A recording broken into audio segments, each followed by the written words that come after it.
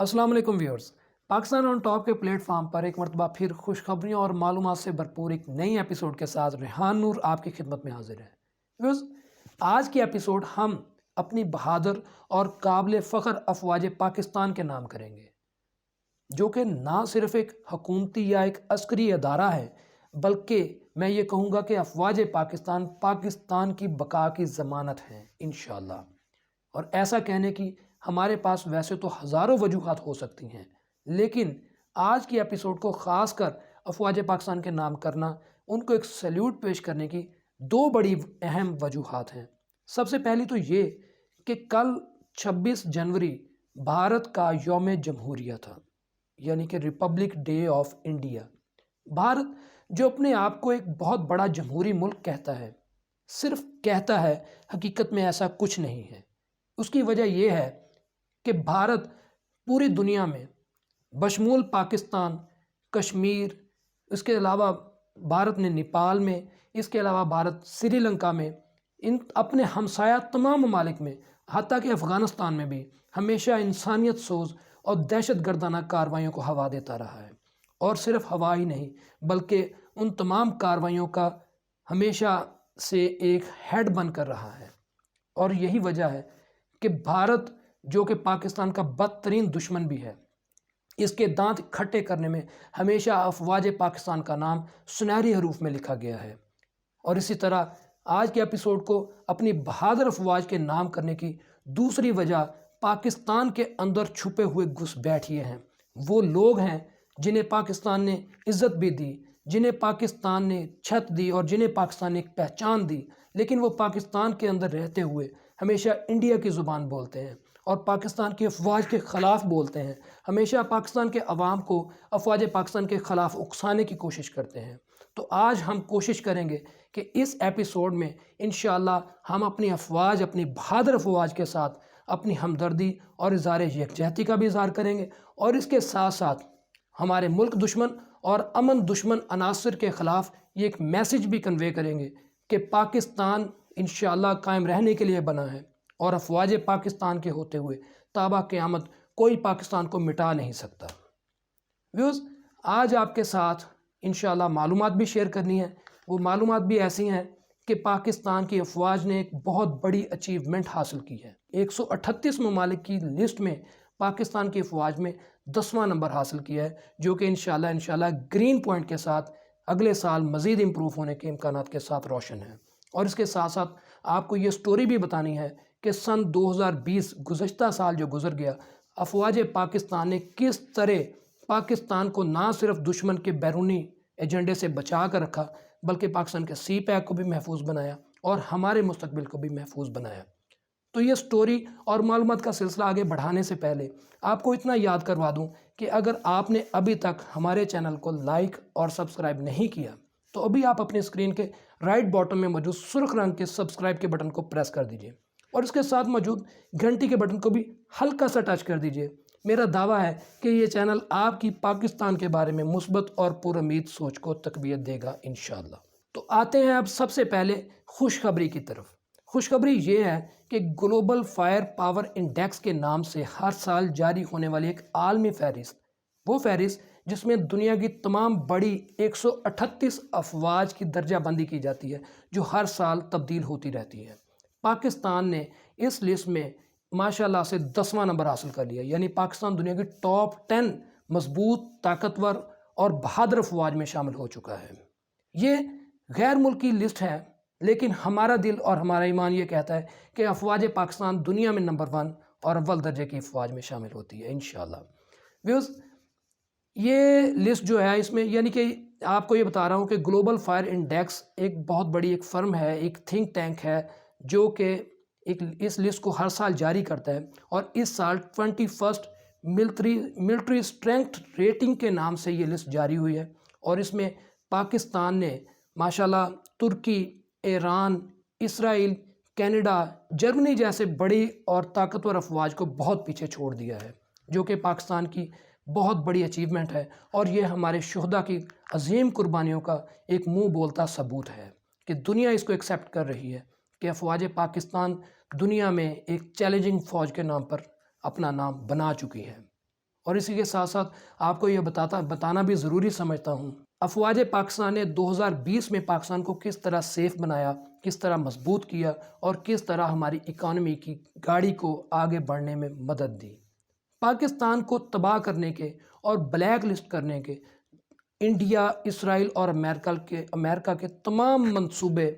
بالکل ٹھیک جا رہے تھے، اور پاکستان کی اکانومی کو تباہ کرنے کے تمام حربے ان کے کامیابی کے ساتھ جاری تھے، اور پاکستان میں سی پیک کو دبانے کے لیے ہر حربہ ان کا کامیاب جا رہا تھا۔ اور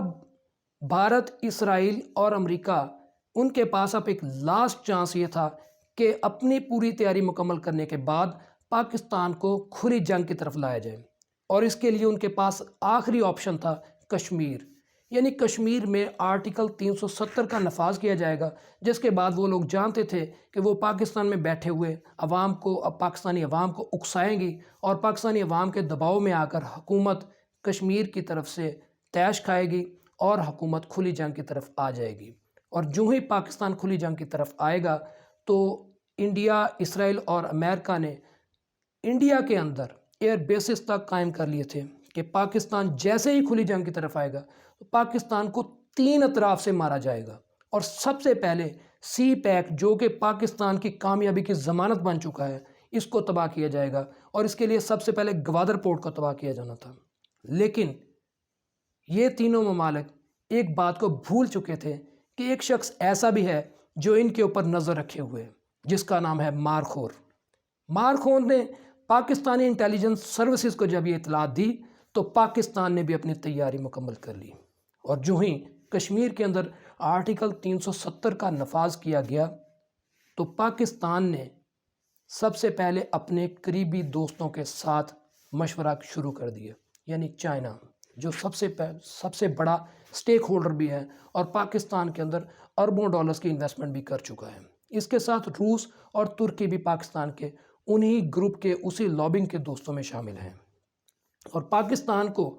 کیونکہ پاکستان کو کھلی جنگ کی طرف لایا جا رہا تھا، کشمیر کی طرف سے تیش دلایا جا رہا تھا، تو اس وقت افواج پاکستان کے اندر موجود ان کالی بھیڑوں کو ڈھونڈنے اور تلاش کرنے میں مصروف عمل تھی، جب پاکستان کے قریبی دوستوں نے یہ مشورہ دیا کہ آپ اقوام متحدہ کا دروازہ کھٹکھٹائیں، اور یہی وہ وقت تھا جب موجودہ وقت کے وزیر اعظم عمران خان نے اقوام متحدہ کے اندر ایک دھواں دار تقریر کی، جس میں انہوں نے اس بات کی طرف بھی اقوام عالم کی یہ توجہ دلوائی کہ بھارت کشمیر کے اندر جو کچھ کرنے جا رہا ہے اور جو کچھ کر رہا ہے، اس کا سب سے زیادہ نقصان بھارت خود اٹھائے گا۔ اور اس کے ساتھ ساتھ یہ بھی دنیا کو آئینہ دکھایا گیا کہ پاکستان جنگ نہیں چاہتا، لیکن پاکستان کو زبردستی جنگ کی طرف دھکیلا جا رہا ہے۔ جبکہ وزیر اعظم کے اس خطاب کے بعد دنیا میں عالمی میڈیا نے، خاص کر جو ہمارے مخالف میڈیا تھا، انہوں نے یہ پروپیگنڈا بھی کیا کہ شاید پاکستان کمزور ہو چکا ہے۔ لیکن ایک چیز جو وہ نہیں جانتے تھے وہ مارخور کی حکمت عملی تھی، یعنی ہماری انٹیلیجنس سروسز، ہماری بہادر ISI، جن کی یہ حکمت عملی چل رہی تھی کہ اگر بھارت یہ سوچ رہا ہے تو ہم اپنی کون سا پینترا چلیں گے۔ اور پاکستان اور چائنا نے مل کر بھارت کو سب سے پہلے لداخ کی طرف سے گھیرنا شروع کیا اور ان کو تیش دلانا شروع کیا، اور ہم سب نے دیکھا، پوری دنیا نے دیکھا کہ بھارت کی کس طرح لداخ کے مقام پر، ناگالینڈ کے ایریاز میں ان کی کس طرح پٹائی ہوئی۔ اس کے ساتھ ساتھ پاکستان نے خالستان اور ناگالینڈ کی تحریک کو بھی ہوا دی، اور پاکستان نے نیپال کے حقوق اٹھانے کے لیے، نیپال کو حقوق دلانے کے لیے بھی پاکستان نے بھرپور پذیرائی کی، اور یہ وہ تمام عوامل تھے جن کی انڈیا سوچ بھی نہیں رکھتا تھا۔ اور اس طرح ہوا یہ کہ کوا چلا ہنس کی چال، اور اپنی چال بھی بھول گیا۔ بھارت، وہ جو پاکستان کے راستے میں روڑے اٹکانے کے لیے ہر وقت تیار بیٹھا تھا، وہ خود اپنے ہی مسائل میں گرفتار ہو گیا، اور پوری دنیا دیکھ رہی ہے کہ خالستان کی تحریک نے وہ عروج حاصل کر لیا ہے کہ ان قریب آنے والے دنوں میں یہ تحریک پورے انڈیا کو نگل جائے گی۔ اور 26 جنوری کو بھی ہم نے دیکھا کہ دلی میں کس طرح کسانوں نے احتجاج کیا اور ان کی 1 کروڑ کے مجمع کو چند لاکھ تک محدود کر کے رکھ دیا۔ یہ تمام وہ کوششیں تھیں جو کہ کشمیر کی آڑ میں انڈیا تو کر رہا تھا، لیکن انڈیا یہ بھول چکا تھا کہ ISI ہمیشہ ان کے سر کے اوپر رہتی ہے اور ان کی ہر چال چلنے سے پہلے ان کی ہر چال کو جان لیتی ہے۔ اور رہی بات اگر پاکستان کی، تو پاکستان جو اس وقت اپنی گری ہوئی معیشت کو اٹھانے میں مصروف عمل ہے، اور کووڈ کے ہونے کے باوجود الحمدللہ عالمی ادارے بھی اس بات کو تسلیم کر رہے ہیں کہ پاکستان نے اپنی معیشت کو پوری دنیا میں ایک مثالی طریقے سے سنبھالا ہے۔ تو ویورز، یہ وہ تمام وجوہات اور صورتحال تھی جس کو پاکستان آرمی نے پس پردہ رہتے ہوئے سنبھالا، اور پاکستان میں وہ لوگ بھی اس وقت تک مصروف عمل ہیں کہ کسی طریقے سے پاکستانی عوام کو پاکستانی فوج کے خلاف اکسایا جائے کہ فوج ملک کے اندر انتشار پیدا کر رہی ہے، فوج ملک کی سیاست میں حصہ لے رہی ہے، حالانکہ ایسا کچھ نظر نہیں آ رہا۔ تو یہ تمام لوگ کس کی زبان بول رہے ہیں؟ یہ آپ بھی سمجھتے ہیں اور ہم بھی سمجھ رہے ہیں کہ پاکستان انشاءاللہ افواج پاکستان کے ہوتے ہوئے محفوظ ہے۔ اور رہی بات کشمیر کی، تو انشاءاللہ کشمیر بھی آزاد ہوگا، پاکستان بھی خوشحال ہوگا، اور انڈیا کا غرور بھی خاک میں ملے گا۔ اور وہ دن دور نہیں کہ جب واقعی پاکستان دنیا میں ایک معاشی ہب کے طور پر اپنا کردار ادا کر رہا ہوگا۔ اور وہ لوگ جو پاکستان میں افواج پاکستان کے خلاف اپنی بکواسیات لے کر آئے ہوئے ہیں، شاید وہ یہ بات بھول چکے ہیں کہ افغانستان، عراق، لیبیا اور شام، وہ ممالک جن کے عوام اپنی ہی فوج کے خلاف بغاوت کرنے میں کھڑے ہو گئے، وہ ملک دنیا میں ویسے ہی نیست و نابود ہو گئے، مٹ گئے۔ پاکستان کی فوج اور پاکستان کے عوام ایک ہیں، انہیں دو الگ حصوں میں تقسیم نہیں کیا جا سکتا۔ انشاءاللہ آپ سے صرف اس بات کی ریکویسٹ کرنا چاہوں گا، اس پلیٹ فارم کے تھرو یہ ریکویسٹ کرنا چاہوں گا کہ ہم سب کو امید کا دامن نہیں چھوڑنا چاہیے۔ یہ تھوڑا سا مشکل وقت ہے، لیکن ہم دیکھ رہے ہیں کہ انشاءاللہ آنے والے وقتوں میں پاکستان انشاءاللہ ضرور ابھر کر ایک معیشت کے طور پر، عالمی معیشت کے طور پر سامنے آئے گا۔ ہمیں اس وقت صرف اپنی صفوں میں چھپے ہوئے کالی بھیڑوں کو پہچاننے کی ضرورت ہے اور افواج پاکستان کا ساتھ دینے کی ضرورت ہے۔ انشاءاللہ ہماری دعا ہے کہ اللہ پاک ہمارے ملک اور ہمارے وطن عزیز پر ہمیشہ اپنی رحمتوں اور برکتوں کا نزول شامل رکھے گا، اور پاکستان کی افواج ہمیشہ دنیا میں اپنا سکہ منواتی رہیں گی، اور پاکستان ہمیشہ قائم اور دائم رہے گا۔ پاکستان زندہ باد، افواج پاکستان پائندہ باد۔ اپنا بہت سارا خیال رکھیے گا۔ اپنے ہوسٹ ریحان نور کو اجازت دیجیے۔ اگر آپ کو ہماری یہ کوشش پسند آئی ہو تو اسے لائک ضرور کیجیے گا، اور اپنے دوستوں کے ساتھ بھی شیئر کیجیے گا، کیونکہ یہ پاکستان کے لیے ہے، اور یہی وہ تمام چھوٹی چھوٹی کوششیں ہیں جن کی بنا پر انشاءاللہ پاکستان ہمیشہ آن دی ٹاپ رہے گا۔ اپنے ہوسٹ ریحان نور کو اجازت دیجیے۔ اللہ حافظ۔